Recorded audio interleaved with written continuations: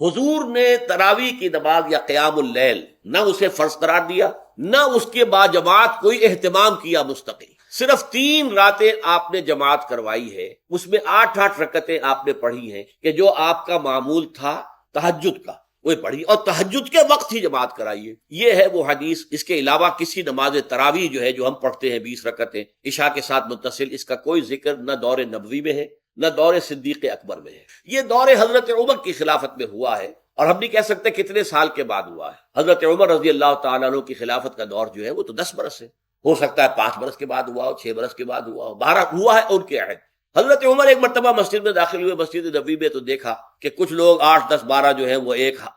جو ہے حافظ کے پیچھے کھڑے ہوئے اور قرآن سن رہے ہیں، کچھ دوسرے کونے میں کھڑے ہیں، کچھ کہیں اور کھڑے ہیں، مختلف جماعتیں ہو رہی ہیں۔ تو انہوں نے سوچا کہ کیوں نہ ان سب کو ایک امام کے پیچھے جمع کر دیا جائے، اور اس کے لیے لوگوں کی سہولت کے لیے عشاء کے ساتھ متصل رکھ دیا جائے، اس لیے کہ تہجد کے وقت اٹھنا جو ہے وہ تو ہر کس و ناقص کا کام نہیں ہے، کہ عشاء کے بعد اگر تھوڑا سا اضافی وقت ہو صرف، تو یہ ہر شخص کر لے گا، مزدور بھی کر لے گا۔ لہذا آپ نے یہ نظام تجویز فرمایا کہ عشاء کے متصل بعد 20 رکعت نماز پڑھی جائے اور ایک امام کے پیچھے پڑھی جائے۔ یہ گویا کہ اجتہاد ہے حضرت عمر رضی اللہ تعالی عنہ۔ ہمارے ہاں اہل حدیث حضرات بھی در حقیقت حضرت عمر یا کسی اور خلیفہ راشد کے فعل کو وہ سمجھتے ہیں کہ یہ ایگزیکٹو آرڈرز ہیں، یہ ہمیشہ کے لیے نہیں ہے۔ حضرت عمر نے اپنے دور میں ایک نظام قائم کیا، ان کے دور کے لیے ٹھیک تھا، یہ ہمیشہ کے لیے نہیں۔ ہمیشہ کے لیے وہ 8 ہی رکعتوں کے قائل ہیں، وہ تہجد والے، لیکن اس میں بہرحال انہوں نے بھی خود یہ اضافہ کیا ہے کہ وہ 8 رکعتیں وہ عشاء کے ساتھ متصل پڑھتے ہیں، تہجد کے وقت تو نہیں پڑھتے۔ اور حضور نے تو صرف 3 روز کرائی تھی جماعت،